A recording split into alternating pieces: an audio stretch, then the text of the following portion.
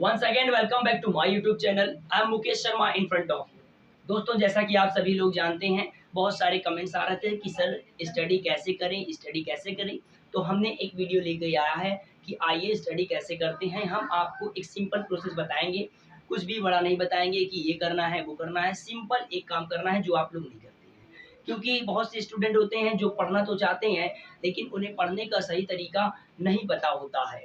और कुछ स्टूडेंट ऐसे होते हैं जो पढ़ते तो बहुत हैं लेकिन उन्हें आता कुछ भी नहीं है। तो आइए हम क्लियर करते हैं दोस्तों कि पढ़ने का सही प्रोसेस क्या होता है। तो दोस्तों, किसी भी एग्जामिनेशन को क्लियर करने के लिए, किसी भी एग्जाम में अच्छे मार्क्स लाने के लिए सबसे पहला प्रोसेस होता है आपको उसके एग्जाम के सिलेबस को पहचानना है कि पैटर्न क्या है, किस तरीके के क्वेश्चंस एग्जाम में आते हैं और उसका सिलेबस क्या है। आप उसके सिलेबस को क्लियर करिए।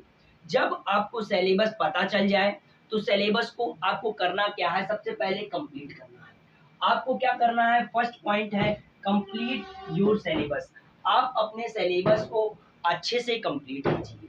और वैसे भी पूरे सिलेबस को नहीं कंप्लीट करना है कि जैसे मान लीजिए फिजिक्स में 10 चैप्टर है तो आप 10 चैप्टर पूरा क्लियर कर रहे हो, नहीं दोस्तों। ऐसे में आप क्लियर करते जाओगे लेकिन पीछे से आप भूलते जाओगे। तो आपको करना क्या है, आपको सबसे पहले कंप्लीट योर सिलेबस। आप अपने एक चैप्टर को कंप्लीट कीजिए, किसी भी सब्जेक्ट का एक चैप्टर को कंप्लीट कीजिए। उसके बाद उस चैप्टर को आप पूरा अच्छे से रिवाइज कीजिए।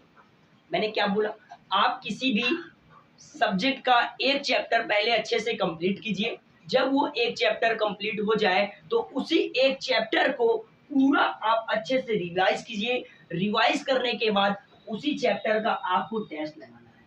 जब उसी चैप्टर का आपका टेस्ट कंप्लीट हो जाएगा तो आप दूसरा चैप्टर उठाइए, दूसरा चैप्टर कंप्लीट कीजिए, फिर रिवीजन कीजिए, फिर उसी दूसरे चैप्टर का टेस्ट दीजिए। फिर इसी तरीके से तीसरा चैप्टर उठाइए, रिवीजन कीजिए, टेस्ट दीजिए। आप सिर्फ इसी कॉन्सेप्ट को क्लियर कीजिए, इसी तरीके को आप अपनाइए और आपको कुछ नहीं करना है। उसके बाद आप भी एग्जामिनेशन में एक बहुत ही अच्छे मार्क्स लाने वाले हैं। और आप क्या कीजिए, 5:2 का एक शेड्यूल बनाइए। 5:2 का एक शेड्यूल होता है 5:2, मतलब 5 डे आपको स्टडी करनी है। 5 डे आपको स्टडी करनी है और जो ये 2 डे है आपको इसमें रिवाइज करना है। क्या करना है, आपको 5 डे स्टडी करना है और 2 डे आपको रिवाइज करना है। दोस्तों, बहुत से स्टूडेंट पढ़ने में बहुत अच्छे होते हैं लेकिन उनका मार्क्स अच्छा नहीं आता है।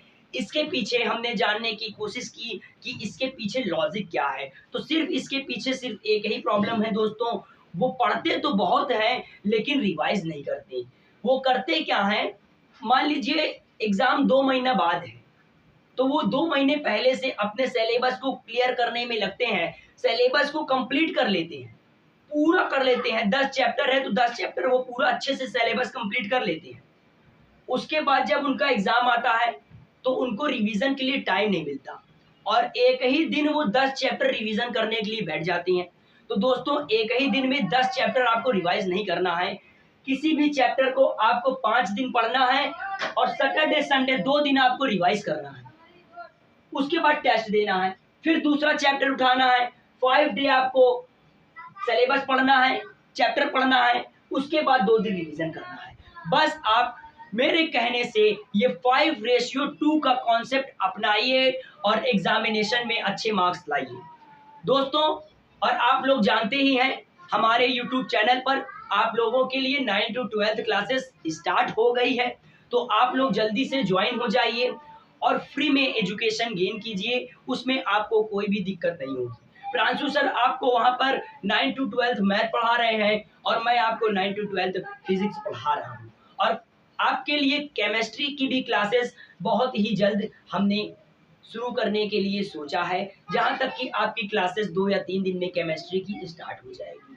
तो आप लोग लग के दोस्तों पढ़ाई कीजिए और कोई भी प्रॉब्लम हो तो आप कमेंट के माध्यम से पूछ सकते हैं। लेकिन आप ये अपने नोट्स में राइट कर लीजिए कि आपको करना क्या है। पहले सिलेबस कंप्लीट करना है, एक चैप्टर, बस केवल एक चैप्टर। उसके बाद उसी चैप्टर को रिवाइज करना है, फिर टेस्ट देना है। दूसरा चैप्टर कंप्लीट करना है, रिवाइज करना है, टेस्ट देना है, तीसरा चैप्टर कंप्लीट करना है, रिवाइज करना है, टेस्ट देना है। ये बात आप अपने माइंड में बैठा लीजिए और मेरे इस बात को आप फॉलो कीजिए और आप भी एक एग्जामिनेशन में अच्छे मार्क्स लाने की कोशिश कीजिए।